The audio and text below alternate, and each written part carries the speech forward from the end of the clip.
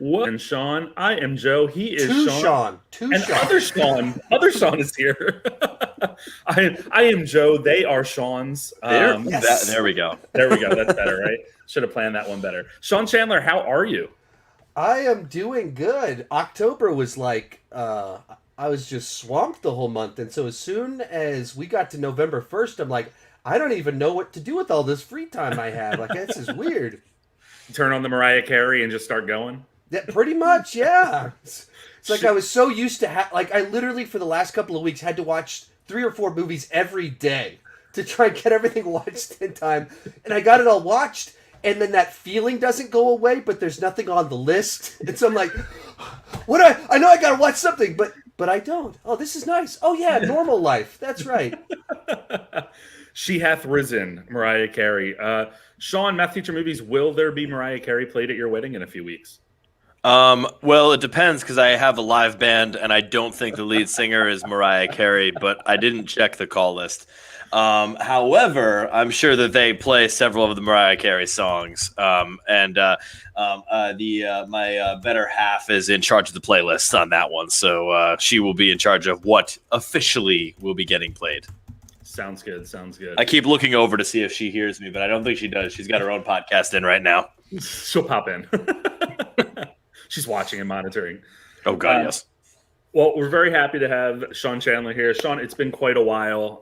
What's going on? I saw you're on TikTok now. What's happening here? Yeah. So prior to the beer bug shutting down the whole world, I had started playing around with TikTok. And I was like 2020, I was like going to expand what I was doing. And I had all these adventurous ideas. And then, 2020 had different plans for what I would do with my time. So literally you can look on my TikTok and there's like 2 or 3 videos on there. And then I did one of them that's like this joke about like 2020, I'm going to change the world. And then pandemic, all the movies are delayed. And so I did that one. And then I dropped it for a year and a half because I just didn't want to add new things. Well, sure. Everything else was changing. Let's keep the channel mildly the same, which wasn't remotely the case of what happened over the last year and a half. But then, actually, kind of what happened is YouTube has added this new feature, YouTube Shorts. Mm-hmm. And so I've just been trying to fiddle around with that. And as long as you've created content that's under a minute in vertical, might as well post it all the places where you can post content that's under a minute in vertical. And then as soon as you get on there, it gets a little addictive, and your brain starts to work a little bit. You're like, wait, okay, some of these videos where people burn each other. What if I did that with mean comments? Like, a whole mean comments video takes me a while to come up with enough to do 5 minutes worth of content, but I get like one a week, and I can roast someone on TikTok once a week, and I can repurpose all the old ones that I have. So my brain starts going through all this stuff. Maybe I'll start playing around with and see what fits the platform. And it's trying to learn like a whole new language with a new social media. It really is.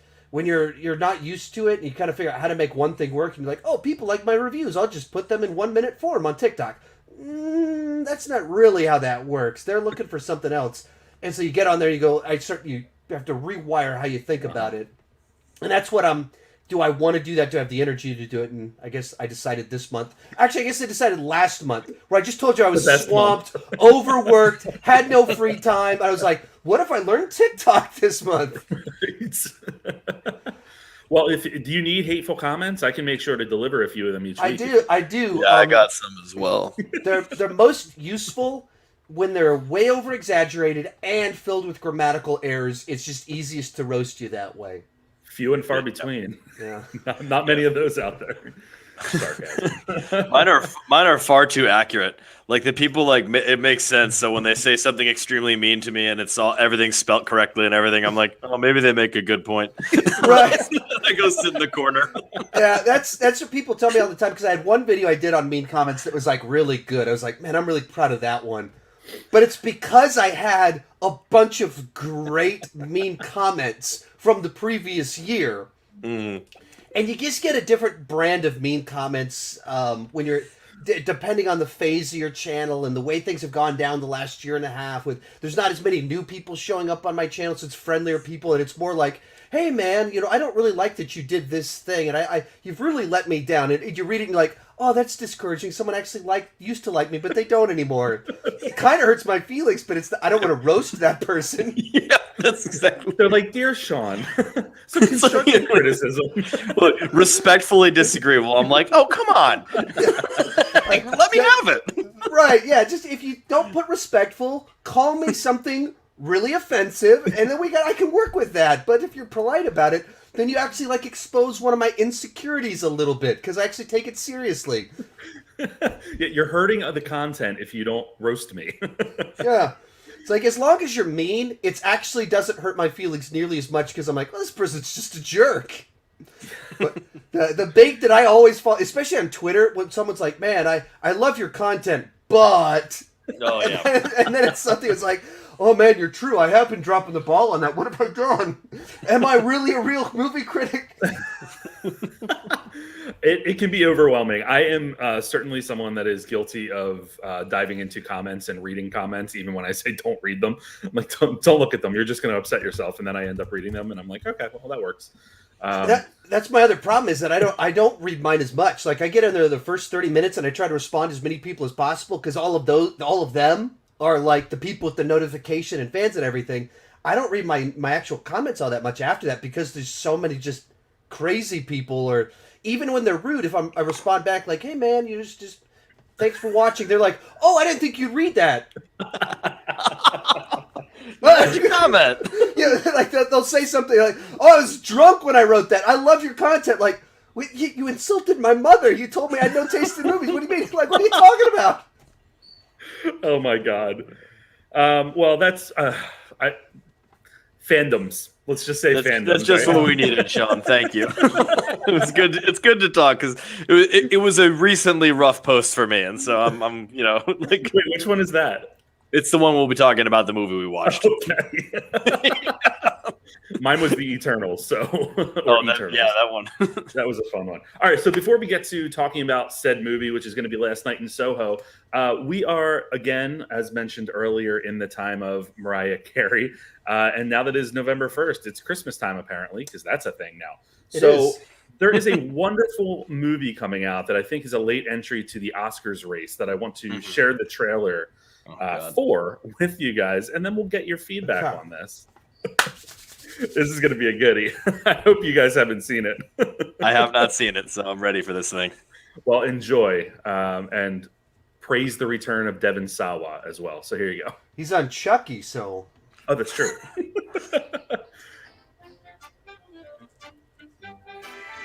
Happy Black Friday. We love toys. We still on the pancakes tonight. Chris, you're on Reg for the night. We're short staffed. Wait up. I'm Emmett. You worked retail before? No. There's no day more harmful to retail workers than this day.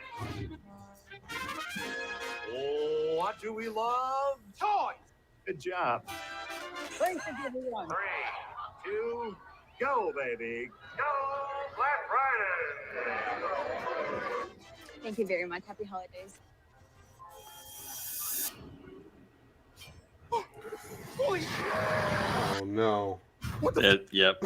Something wrong with the shoppers. Oh, we gotta do something. We're 1 hour into Black Friday, and we're escorting customers away from the store. Is that the new guy? Our shoppers are going crazy. Whatever you do, don't let them gather. They're building something. At this point, we're just in their way. We're gonna have to fight. I don't think this night can get any worse. Does anybody else just think that's funny? They never die. We have to make a run for it. Exactly. Black Friday is over! Teachers are ugly. Hey, Back up, homie. this is the soups. We'll sit and admire the stockings all filled up at last. Decorations of all the glitter, silver and gold. Oh. Love it here. Bring back The police are here. Thank God. it's the time. The most magical time of the year. Got your door busters right here, mother. I won't. I gotta be honest. Did not see Bruce Campbell throughout that whole thing. Like that, I don't think it's makeup that's there, but that guy does chameleon pretty solid. I was going to ask if you knew who that was before they put the name up. Yeah, it took me a little bit, but somewhere in the middle, I went, "Oh, okay, yeah, I know who." I recognize that Deadite fighter. Devin Sawa's doing some really weird accent here. Did you catch that? Not today. It looks so goofy, but so much fun. I don't know. It's my type of movie in the mind-numbing, time of year that we're in as holidays are rolling closer and closer. It's a guy that just filled up a whiteboard. He's like, all right, so we'll do zombies and capitalism and holiday season, consumerism here. Yeah, it's if you ever heard the Office Ladies podcast, they talked about a lot of the storylines came up by them just putting random cards up and then combining them and being like, well, that would be fun. I think that's kind of like what we're getting with movies like this. But yes, I will be there opening night. Okay. Yes. Should be fun. Let's talk about Last Night in Soho. So that is a movie Okay. that is out. Didn't make too big of a splash at the box office this past weekend, finishing 6th. But it was an overall pretty bad weekend at the box office in general. Of course, Dune was number 1 and probably will be for a little bit, unless Eternals unseats it next week. But who knows with the bad word of mouth that it's getting. Math teacher movie, Sean, why don't you start us off with your thoughts on Last Night in Soho?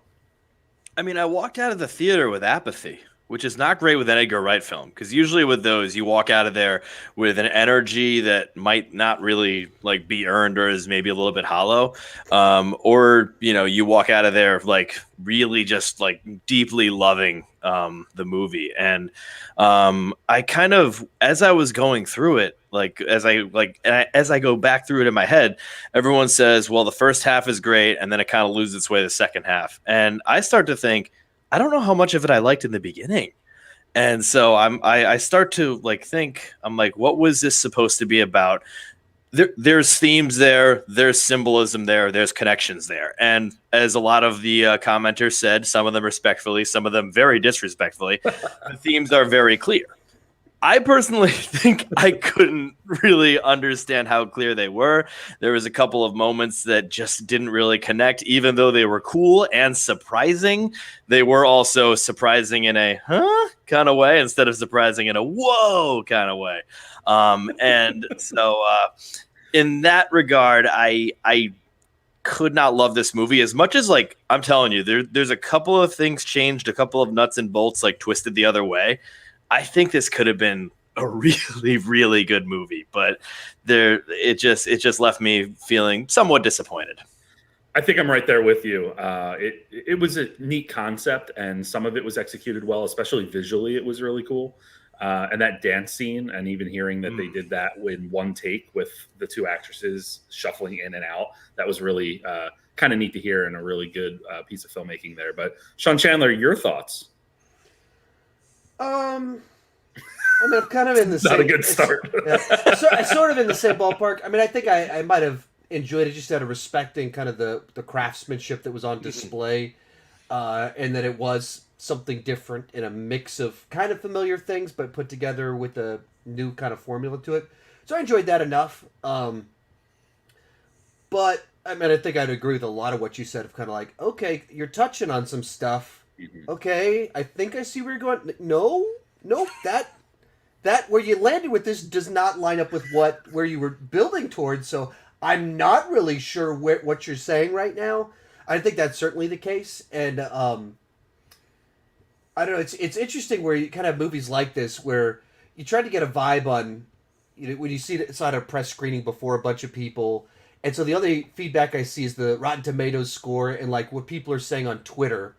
And so I talked to you guys, and you guys see that we're in the same kind of ballpark. And I get on Twitter, people this is my favorite movie of the year.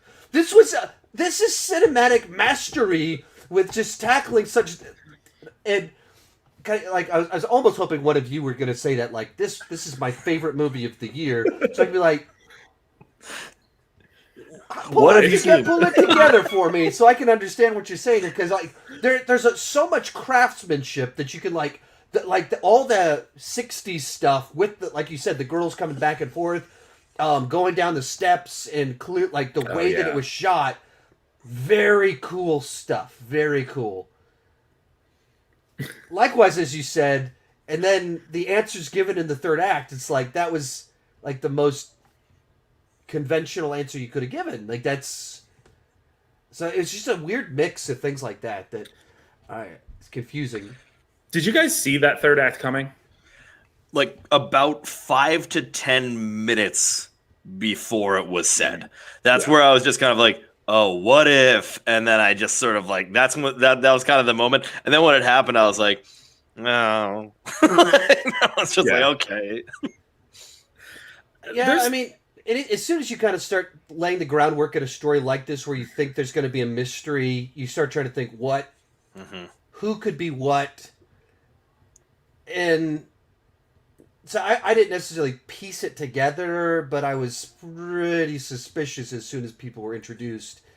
And then I kind of went on the adventure and wasn't thinking about it so much. And then when it happened, it was like, right, yeah. Yeah. Like, yeah, I mean, that's the answer that if the three of us were just sitting here trying to come up with something, that's, we could come up with that. All the stuff in the first half, there's like, how do you do all this cleverness? And we couldn't come up with that, but like, where this all goes, it's like, yeah, that's the most obvious answer. I just wish that I would have had dreams like that growing up. Like I dreamt that Shredder was coming to get me like every night for a week or something when I was a kid. But, you know, Thomas and Mackenzie's over here dreaming about murders that happened in the past and trying to solve them. I dreamed of deep existentialism when I was in like 4th grade. I didn't know what that was, but you know, my dad's like, "Did you remember your dreams?" And I was like, "I know, remember my dreams." He's like, "Okay." That makes 2 of us then. There we go. It's a Sean thing. Yeah. This took a turn. Yeah, so interesting movie. I think it is one that, like you said, Sean Chandler, a lot of people are going to enjoy it just because it is cinematically fun, and it definitely is one that plays well in the theater. So if people haven't been back to the theater in a while, I think it's a good intro back in. I didn't really love it because of the ending, and I thought that the conventionality of it really it undercut what happened before. Quick shout out to Diana Rigg. Great performance. Probably my favorite performance on there as the landlady, and also plays Lady Oberlin, I believe. Oh, I'm going to mess up that name, from Game of Thrones. Just truly like, you know, wonderful sort of send off. This is her final screen performance. And a Bond girl. Which I saw Thunderball on the screen in the beginning, and I'm like, was she in Thunderball? Because that would have been a fun little thing. She wasn't in Thunderball. No, I was ticked about that. All right, let's jump into the news of the week, because this is where I think it's going to get really interesting. And I want to hit you with this breaking news. The breaking news is that for some reason, we are getting another animated Garfield movie. And this is going to feature the voice stylings of Christopher Pratt. Shocking news. I don't know how this hits you, but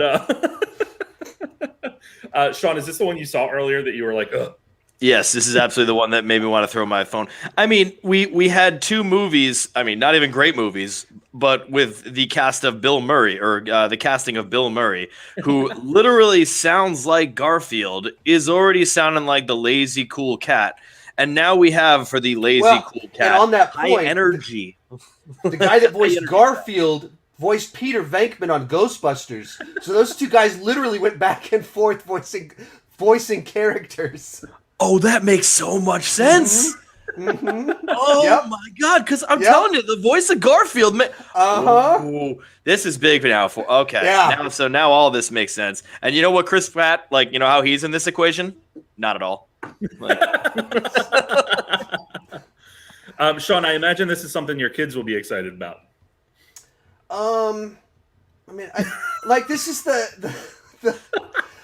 this isn't the early 90s where casting Robin Williams as the Genie was like a novel concept. Right. Now every movie it's like they're chasing that.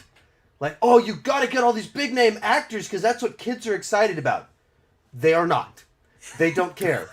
And when every movie does it, the effect of it disappears. And then when you have the Illumination model that's like, every voice in this movie is a name you already know just because.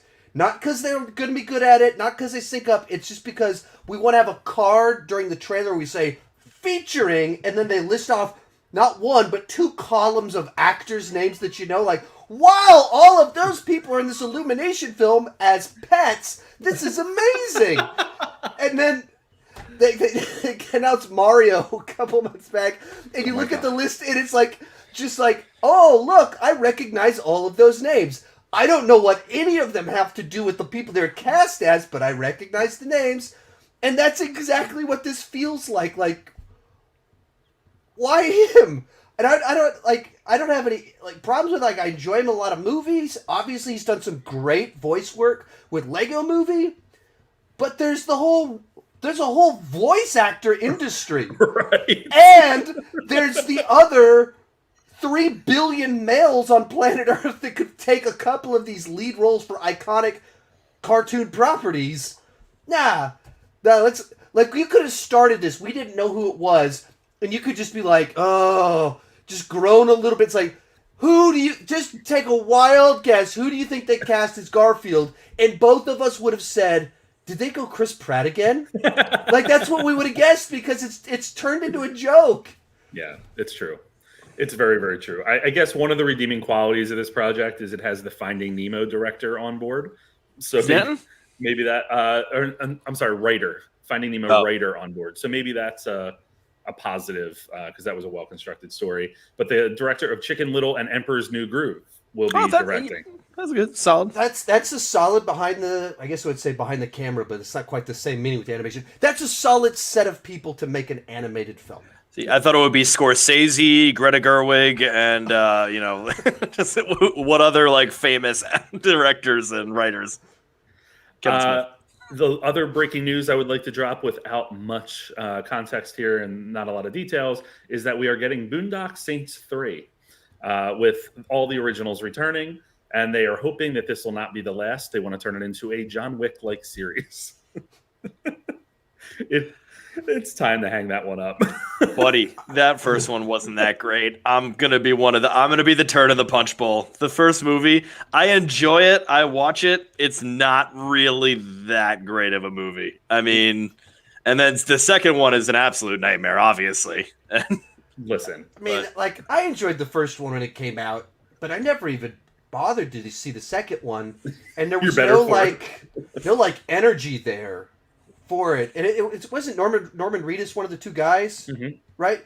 And so would it have been great for him to do this project 7 years ago when everybody was Walking Dead was still top of the world, and he's the one guy that didn't get killed off immediately? Why not ride that wave of momentum to take his previous franchise and do something? Nah, why don't we wait until everyone's kind of bored with Walking Dead?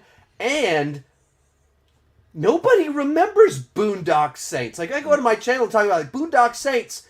Yeah. They don't remember it because they were born after it came out. What are we doing? Oh, God. I mean, also, I'm just going to take all the shot in the dark. Willem Dafoe's probably not going to be in this, right? I mean, you said original cast, but I'm assuming he's going to be busy doing something from some sort of auteur. That is correct. What's interesting with this is that they did, there was momentum back in 2017 to get this going, but it seems like both Flannery and Reedus left the project due to disagreements.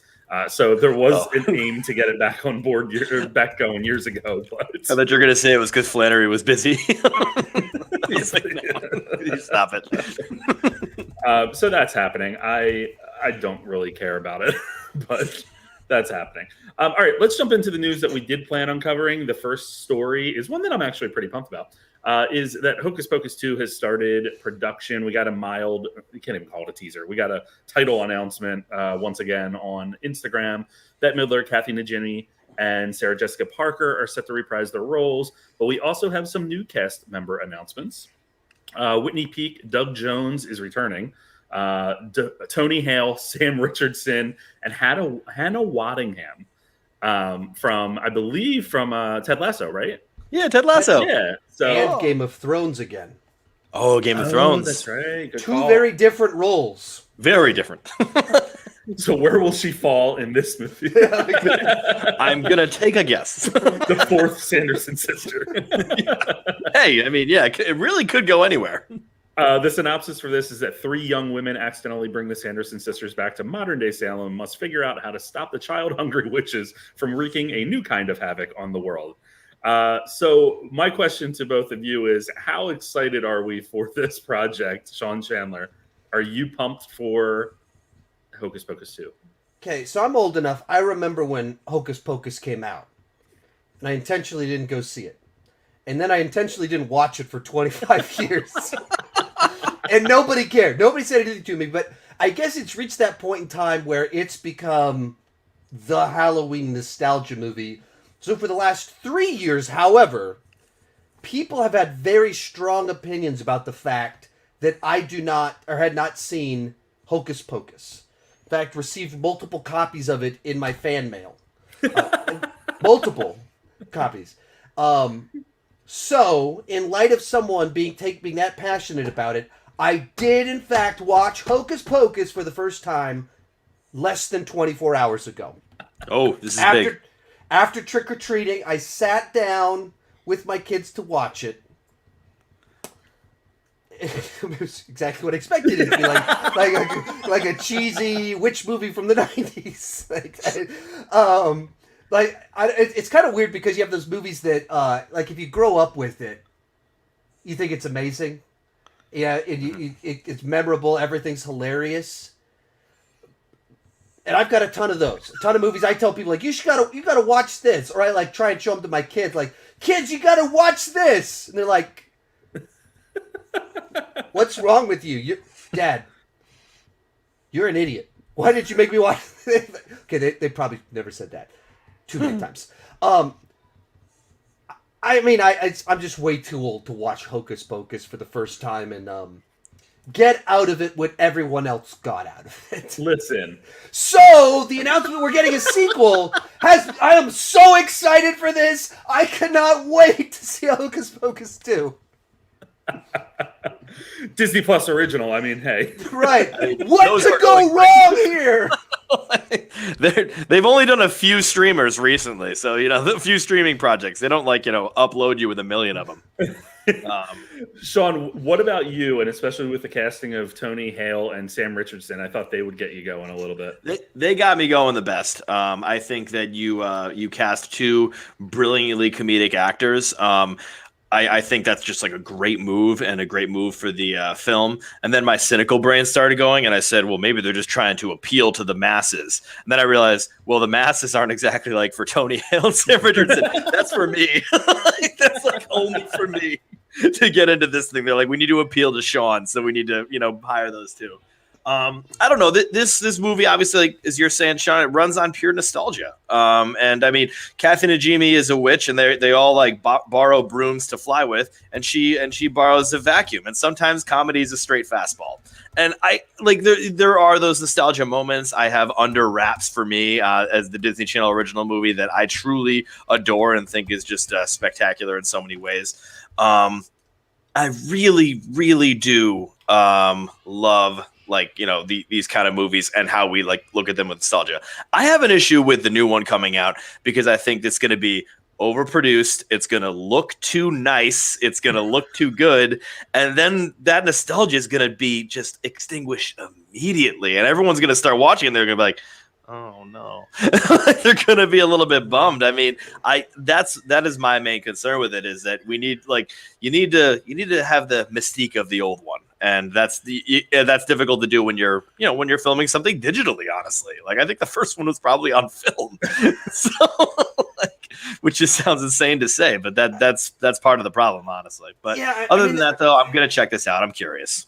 I mean, there is something to that, of just the charm of, like, back when you're having to, like, hang these ladies on wires and stuff like that, and the little bit cheesy effects matches the kind of cheesy vibe that they're going for. And as soon as you start doing it CGI and things, like, I think you do, like, there is something to that, even as the guy that this isn't for me. But like, I just think even like the slick 21st century version of it, that doesn't fit what makes it good in the first place. But I'm worried about all the callbacks that they're going to inevitably do, and it's just going to lessen the overall product. I mean, just if you're going to do a sequel, make a sequel. Don't call back as much as we know Disney is going to in this, and start, set something new for the young people of today to latch onto. But it's going to be too goofy. We're going to see a song break again, and they'll be flying on a broom or a Swiffer or something. So that's definitely going to happen. But I said broom, but I meant vacuum. The vacuum is just it's great. Her noises are the best. So she's like, ooh. All right, let's talk about something that's probably more our speed. John Woo is returning to direct a new film with Joel Kinnaman, who is a highly underrated actor in my opinion. yes, But Joel Kinnaman will not have a line of dialogue in this film. It is called Silent Night, and it tells the simple story, according to Deadline, about a normal father heading into the underworld to avenge the death of his young son. Simple story. Simple story. Who of us haven't? Right. Who hasn't thought about that? So that's exciting to me. Math Teacher Movie, Sean, your thoughts? Yeah, I mean, when you said this to me earlier, I was absolutely on board. It's going to be interesting to not be able to hear the sultry tones of Joel Kinnaman's voice, because that guy's just got a beautiful, beautiful voice. But I still love his acting abilities, his acting chops, and I love his action abilities, especially with Suicide Squad, or his abilities to be an action hero. So I am all for this movie happening. It's interesting to see why it has to be quiet, why there's like the silent aspect, the sneaking around. What sort of are they going to do? I mean, of course, everyone's going to be thinking this at this exact moment, A Quiet Place. Are they going to be doing the same type of gimmicks? Is it going to be the same type of jump scares? Is this going to be more of a thriller than an action movie? Which, hey, I'm fine with that. I like thrillers, but I'd like to see how they did this as an action movie, which would be a very interesting way. But in general, I mean, this is John Will and Joel Kinnaman teaming up for a very innovative type of like genre-based movie. I'm in. Absolutely. I can't believe that this is John Woo's first movie, U.S. movie at least, since Paycheck 20 years ago. Oh, God. Right? Sean Chandler, a Woo fan? yeah, absolutely. I was huge into Hong Kong cinema in the 90s. Actually, my starting point was Jackie Chan fan webpage, but I was also really into John Woo's heroic bloodshed stuff that he did before he came over to Hollywood with Chow Yun Fat stuff. And so, massive John Woo fan. I have like Paycheck, or whatever that one is. Which one's? There's the one with the little blank check is what I was like. Paycheck. It's like, that's totally different. Wait, I want that now. Both of them equally good. But if we make a remake of Paycheck or Blank Check, now I'm doing it. Yes.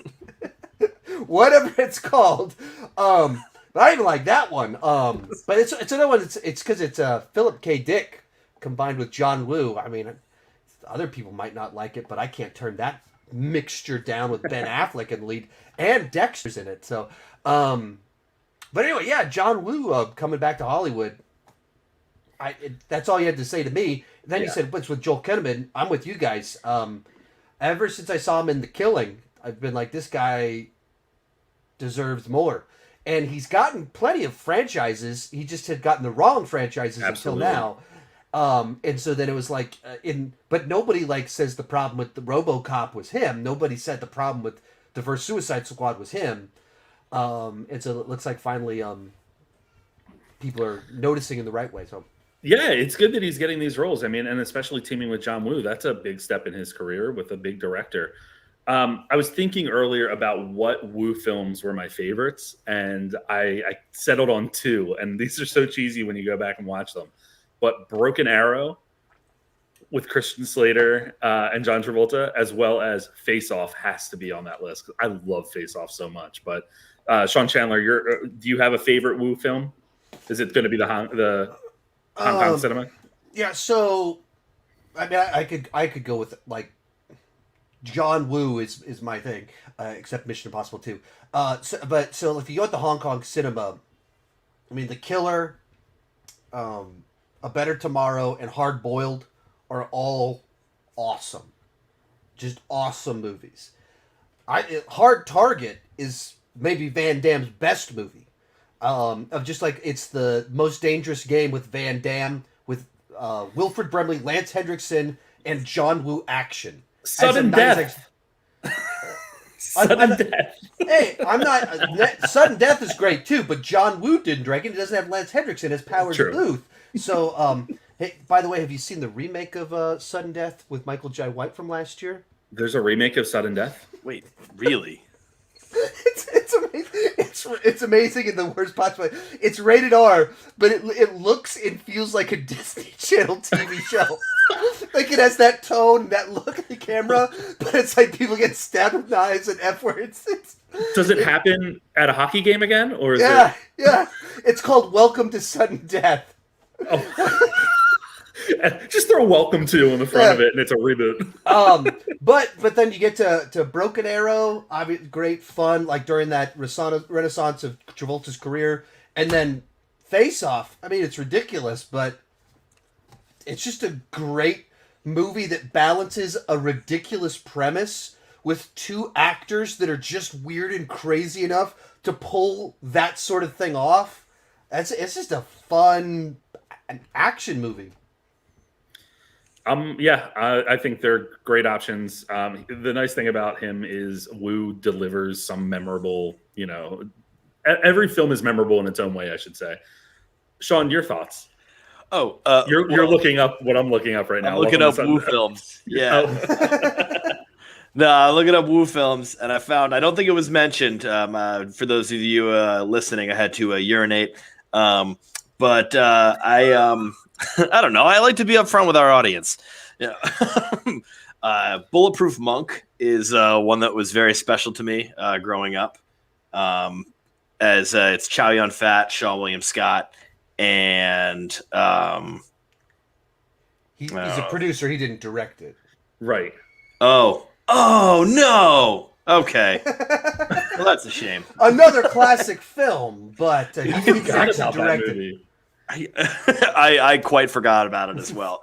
Yeah, this is me like panically looking up John Woo films. I mean, Wind Talkers is one I thought about as well. But I think that's it for me with him. I think he's one of those where I understand his icon more. I mean, with also the ones you guys said. Mm-hmm. But I think I understand his icon more than the majority of his movies and stuff. So as this movie begins to start to formulate and start to come out, I might be doing a John Woo countdown because that might be the right move for me.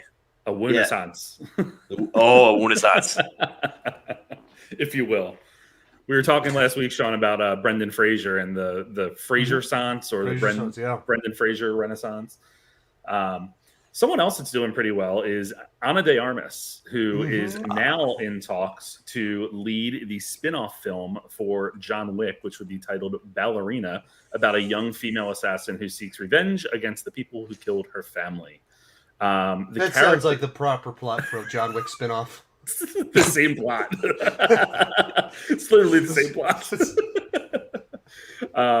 Len Weissman from Underworld is directing, and the script comes from one of the writers of Army of the Dead and John Wick Chapter 3 Parabellum. So Ana de Armas having a moment, Sean Chandler. Indeed.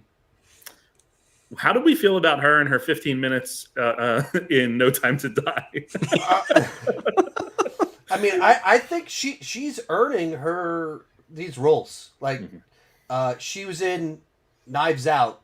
She's at the time the no name, and held her own. That's a good point. It was still interesting.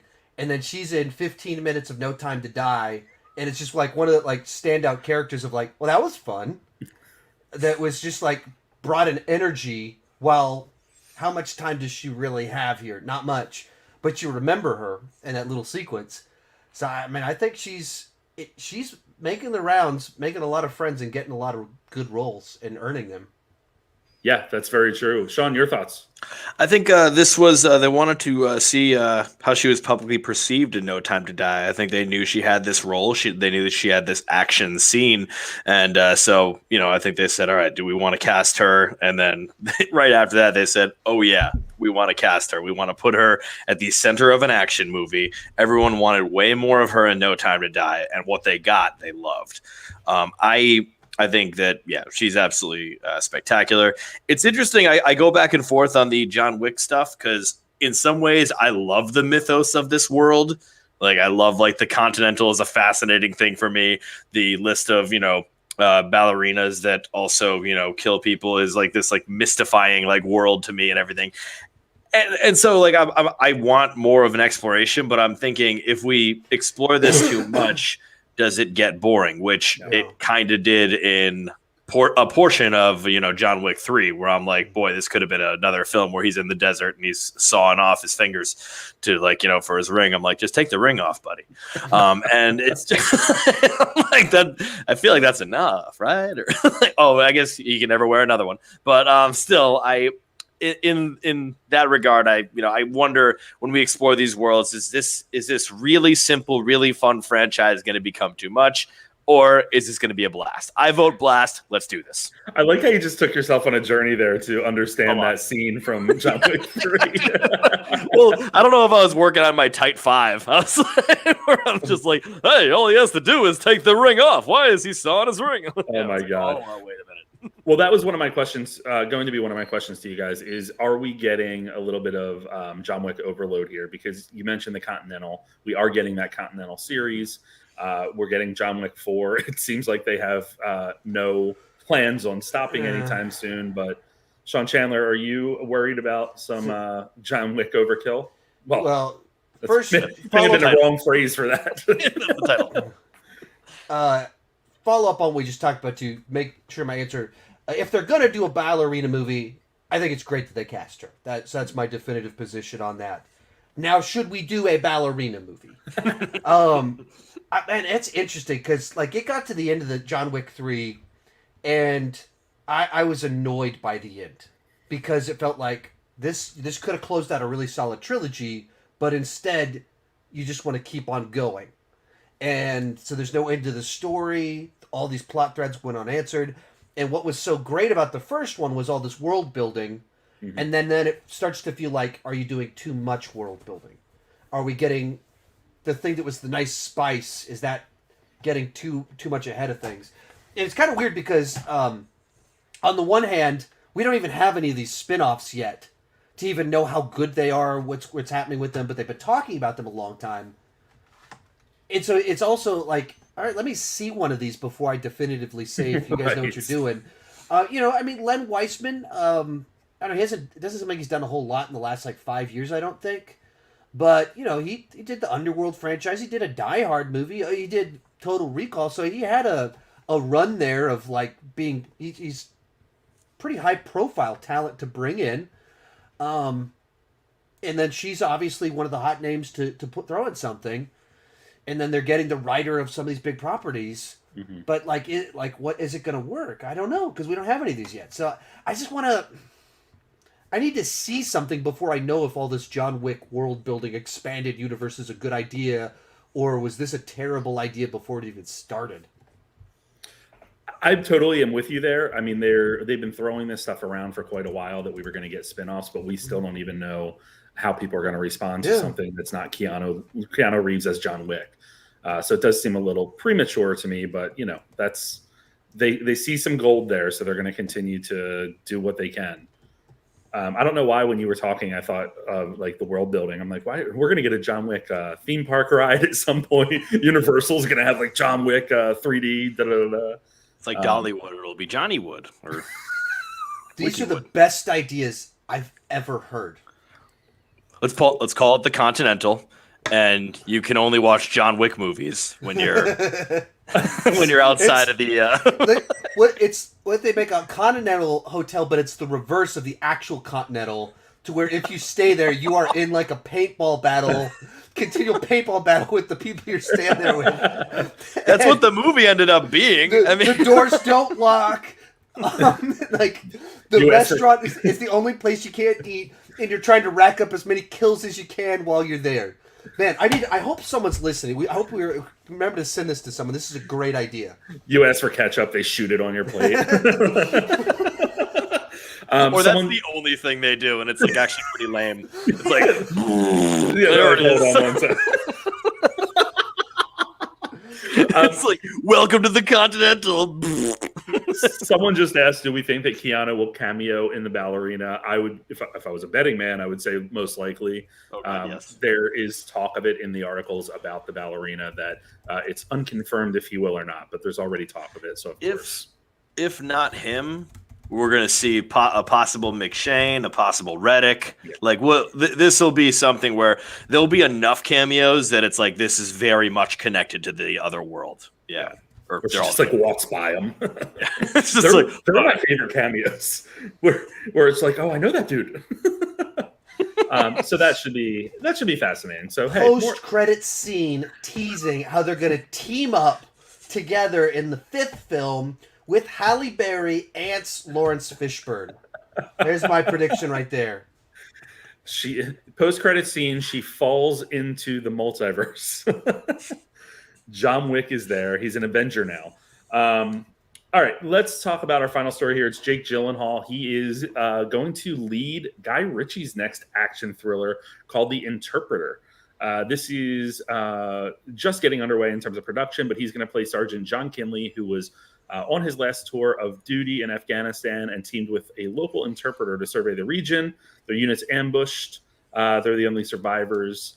And he basically risks his own life to carry the injured interpreter across miles of grueling terrain to safety. I'm sorry, the interpreter risks his life to carry Jake Gyllenhaal to safety, as he should, because Jake Gyllenhaal is a hot commodity and a treasure for all of us. Jake Gyllenhaal is really starting to pick up a lot of different action roles, and it's kind of it's not Prince of Persia, but hey, we're getting a Guy Ritchie, Jake Gyllenhaal film. Math Teacher Movie, Sean, your thoughts on Jake Gyllenhaal in this role? Oh, God, everything about this sounds great. I mean, the premise sounds amazing. Obviously, Jake Gyllenhaal, he kind of always does deliver something pretty solid. Even when he underdelivers, he's delivering what's necessary and or what is needed for the movie. And so, the movie gets there. I do find it interesting for Guy Ritchie. Guy Ritchie's the tough one for me on this one because I love fun British Guy Ritchie, and I like Guy Ritchie that has a lot of a large cast, of course Lock, Stock, and Two Smoking Barrels, or yeah, that's right, or The Gentleman, ranging from those, and Snatch, of course, and sometimes when he goes outside of those lines, I get that sometimes he does well, but most of the time I'm not really loving it. However, I'm willing to give him a shot for this premise because this does seem like something that has a lot of drama to it. It looks like, from what I'm reading, it seems like it's pretty close to a two-hander, and those have a lot of opportunities. So, I'm ready for this one. I'm solid for this one. Yeah. So I do want to throw in just the end of the story. I didn't give the synopsis its full due. Once Kinley is rescued, he's back on U.S. soil and learns that the interpreter and his family were not given passage to America as promised. And he returns to the war zone to retrieve the interpreter and his family before local militias reach them first. Holy crap. So I love the story. Sounds like a lot to do in one movie. Sean Chandler, Guy Ritchie fan. I don't like all of his stuff. He did one with his wife Madonna at the time. That was probably the best movie I've ever seen, where they're stuck on a beach.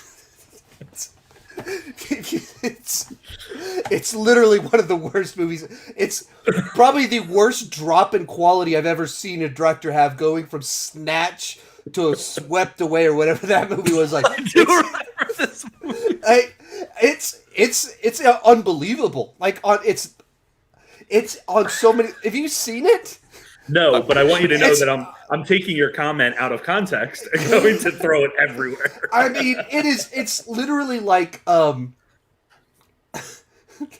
this guy is she's the worst. But then they get stranded on the island, and he starts slapping her and beating her, and then they fall in love, and it's supposed to be romantic. and it's a comedy, and you're like, these are the worst ideas I've ever seen in a movie. He's literally abusing her. What is this movie called? Swept Away. Like, they're horrible, both of them. And then he's like literally physically abuses her before he will help her. And then they fall in love. Like, as one does. And it's a comedy. It's a comedy. But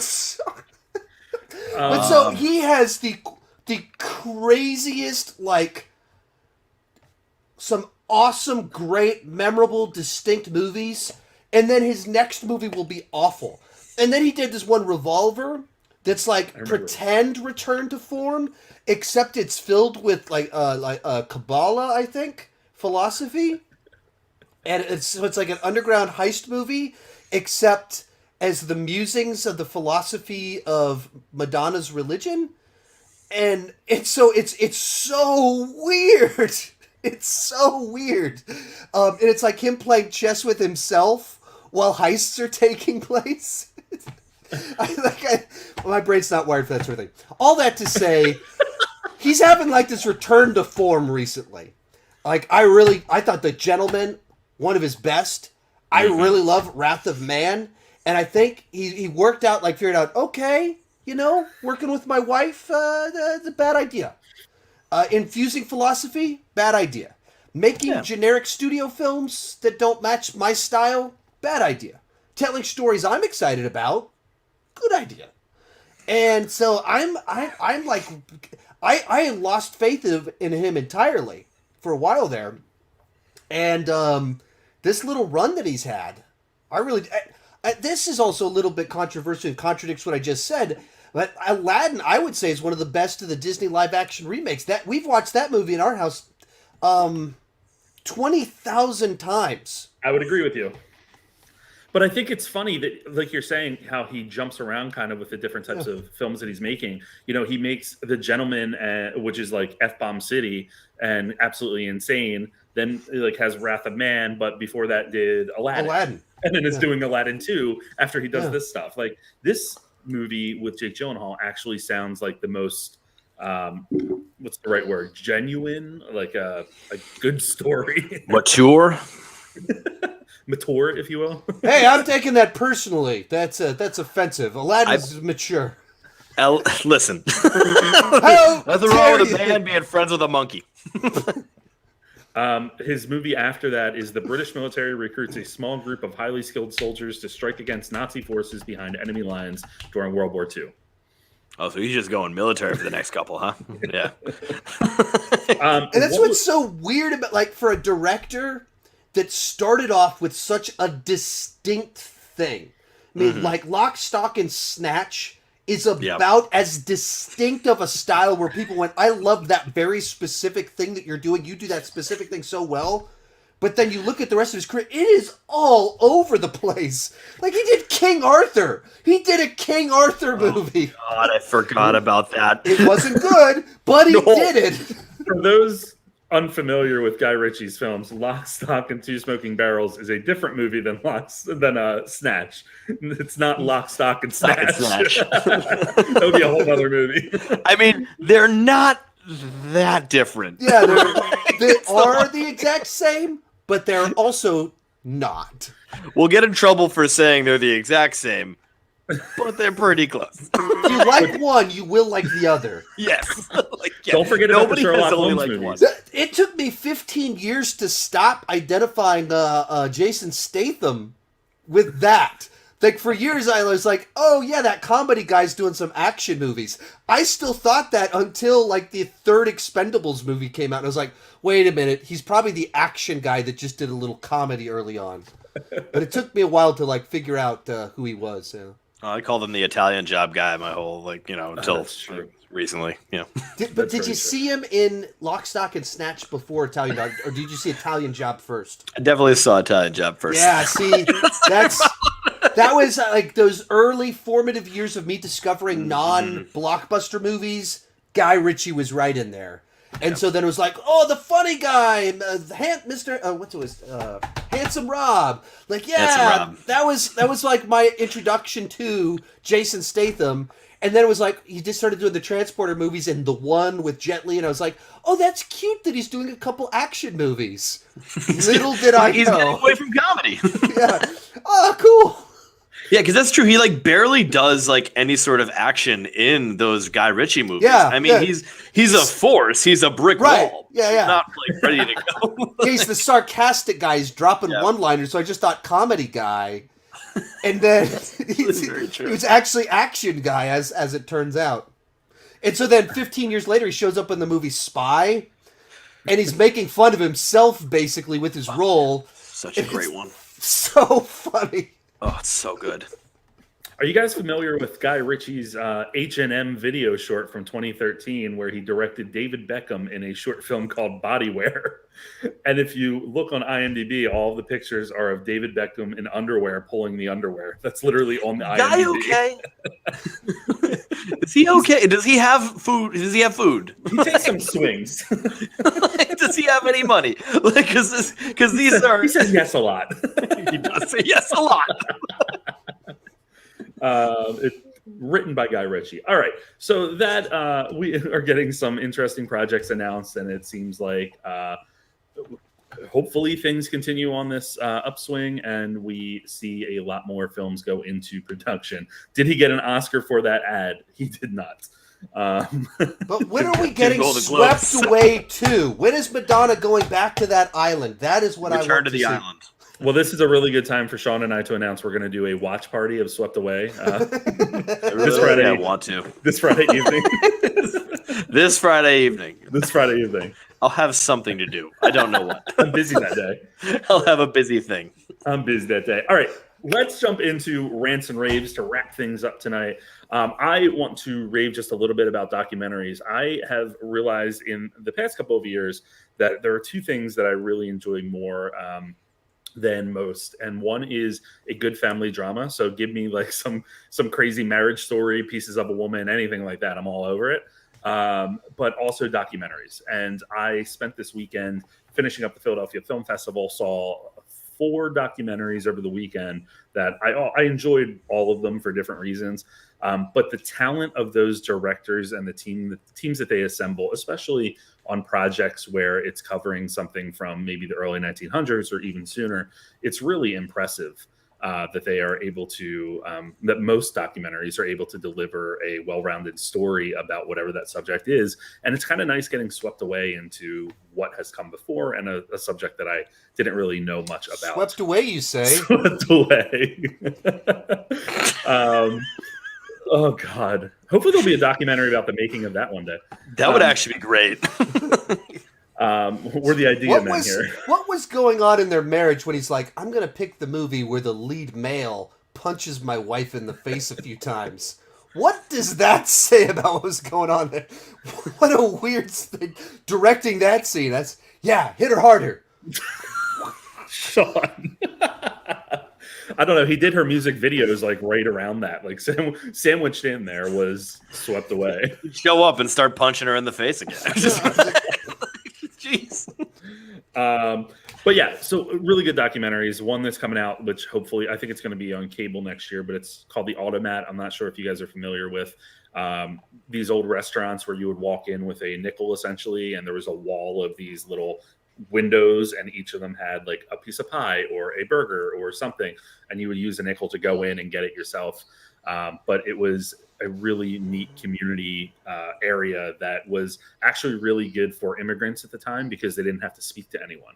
So in the 1920s, it was such a nice like melting pot for people to go in, and every seat had to be taken. So if there was someone, sitting there eating in a suit and you walked in kind of, looking like you just came off the street or something, you could sit there and just intermingle with other people. And it was really a special place in New York and Philadelphia. So something that I had heard about in the past, didn't really know much about, but really kind of loved learning about it. So my rave is for documentaries to give some love to those documentary films. There's a lot of them coming to Netflix soon, so get ready for them.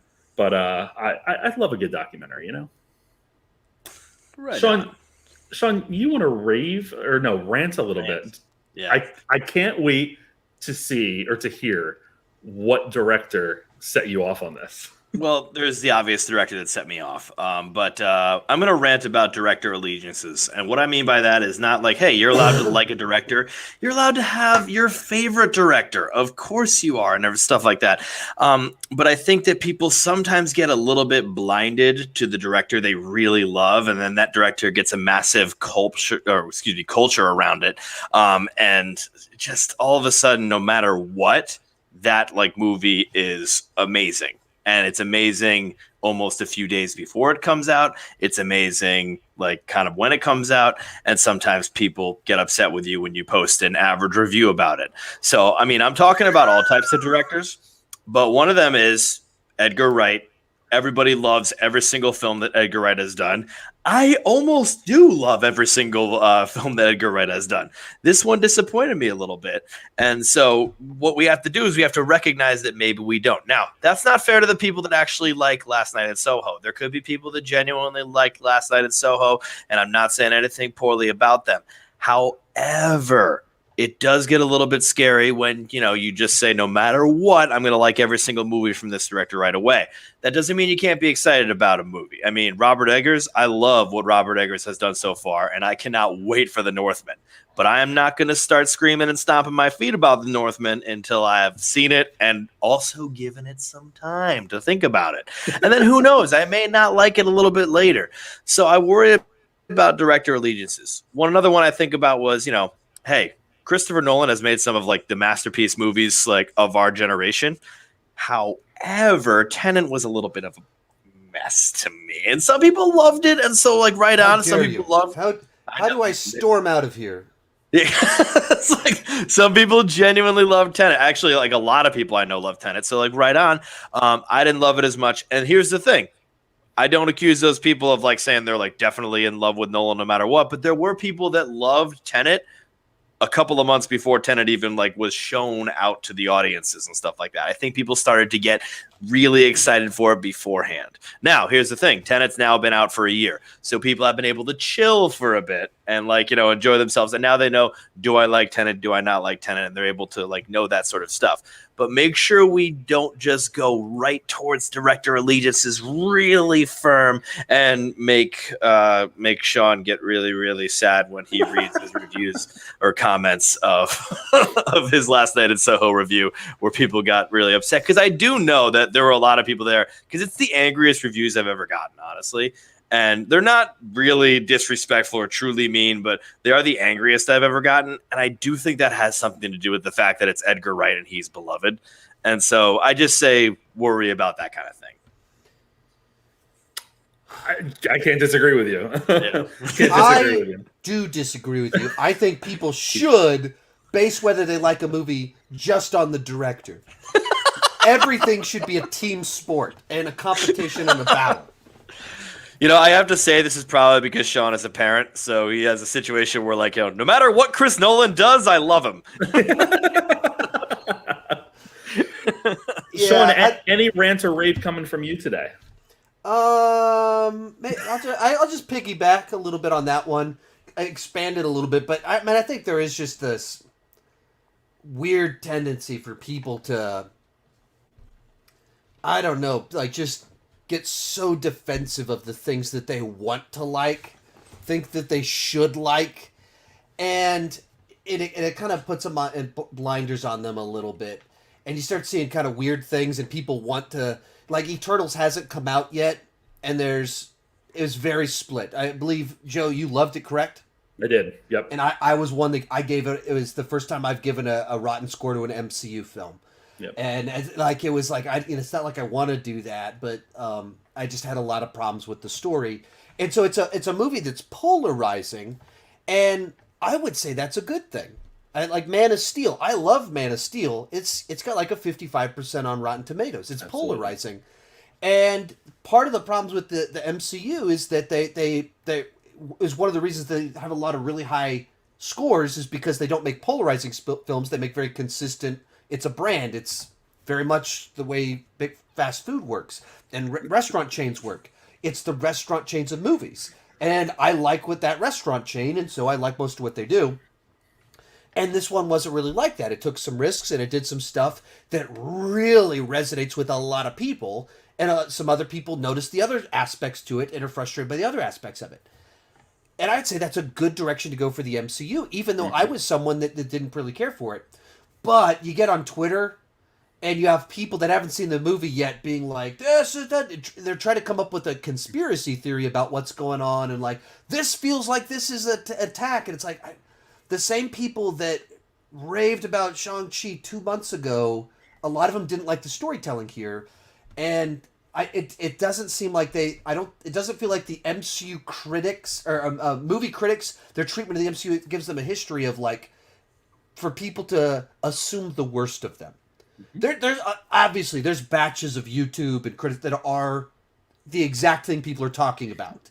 The users that haven't seen the movie yet that are review bombing, of course, I know they're out there, but the Rotten Tomatoes people, that's not the same group. That's not the same people. And so it doesn't seem like that group of people. Just look at the score they gave Shang-Chi 2 months ago. I don't think that they've deserved people assuming that there's a conspiracy there. But it's kind of the exact same sort of thing of it's playing team sports. It's everything's like, wait, you went after my guys.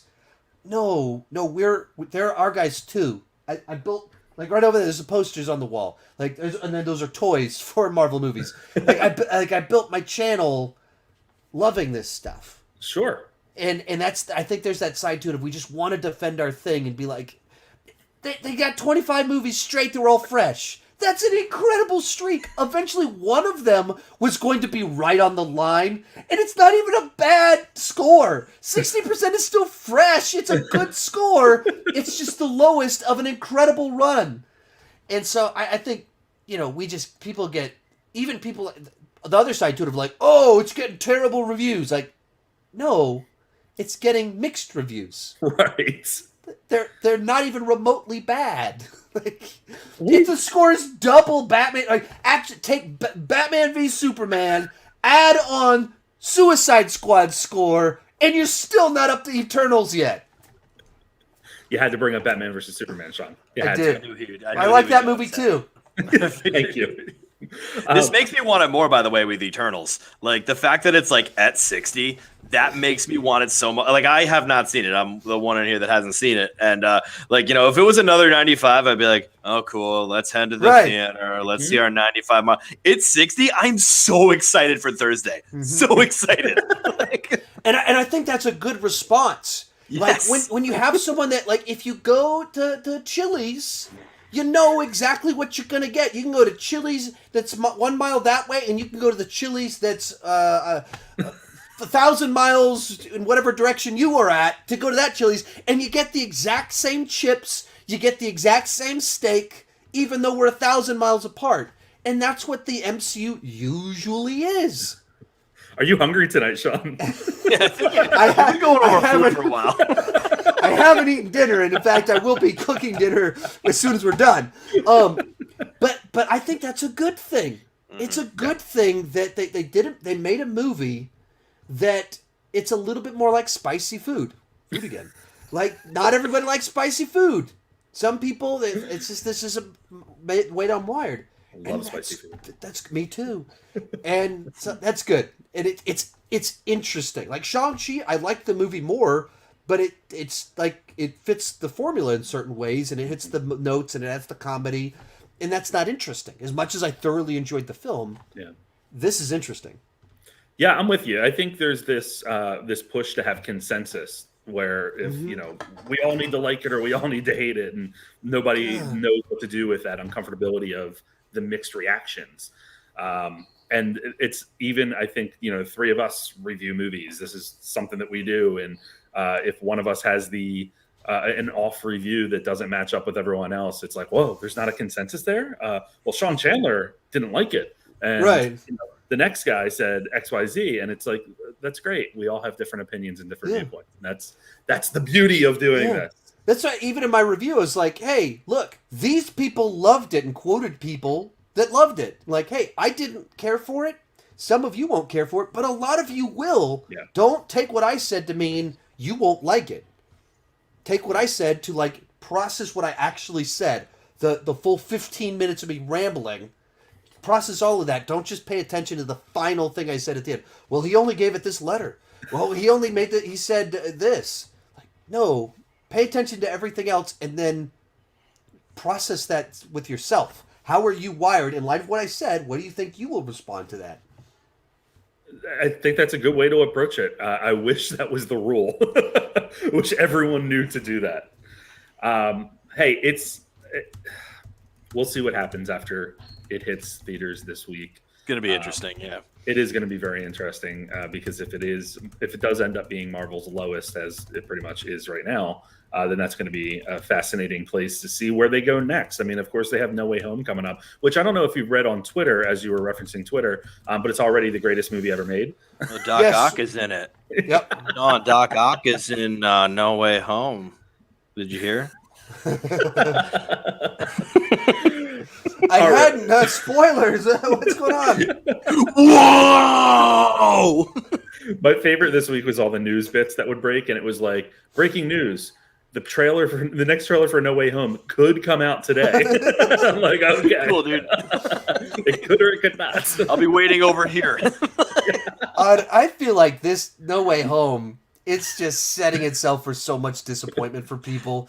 It That is one's gonna so primed to on the one hand be so fan servicey and deliver a ton of cool stuff, and at the same time leave people being like, oh, but we didn't get, and like everyone's it's like WandaVision and expectations for that, except cranked up this whole other level of like everyone is convinced everyone's showing up and they're going to do a ton of stuff together. It's going to be a big deal. I heard Mephisto's in it. Yes, he's behind the whole thing. Kevin Feige this week even tried getting ahead of it and was like, hey, let's not have too high expectations, okay? Listen, guys. Please That's a bad sign when the hype man is like, hey, I mean, it's not that good. Yo, guys. chill. Guys. Calm down a little bit. So He's the nutty chill guy. Well, we'll have to keep an eye on what people think of Eternals this week when it hits. It does hit theaters. Other new releases coming out. The Harder They Fall hits Netflix on Wednesday. Finch on Apple TV Plus on Friday. Spencer hits limited theaters. And The Electrical Life of Louis Wayne hits Prime Video. So that's quite the varied offering this week. Sean, we thank you once again for being here. Where people know where to find you, but where can they find you? You, Sean Chandler. One of them. Yeah. I'm here already. Yes. They already found me. He lives here. This is where I live. If you go to the YouTube, look up Sean Chandler, you either find an NFL player or a guy that looks like me and talks about movies. It's the guy that looks like me and talks about movies. At Kirk Never Died. It's a Star Trek reference, and I'm on the Instagram at Sean Talks About, because I didn't do that thing where I have the same name on everything, so then it's like a nightmare. And he's also on TikTok talking about his love I'm on of TikTok. Swept Away. It's basically a Swept Away Stan account. You're doing 1 minute reenactments of every moment, 1 minute analysis of Swept Away. Yep. That's what my project for the next 90 days is, remaking the movie one shot at a time. They really 1 minute at a time. They really pack a punch. Boom, get it? A lot of editing. Guys, thanks again for being here, and we will chat soon. As always, thanks for listening. You can follow both Joe and Sean on Instagram at Guy at the Movies and Math Teacher Movies. New episodes of the Guy at the Movies podcast with Joe and Sean are available every Wednesday morning, wherever you get your podcasts. Also, be on the lookout for special spoiler pods, where we dive deep into the latest film releases. If you like what you hear, be sure to like, comment, and subscribe. See you next time.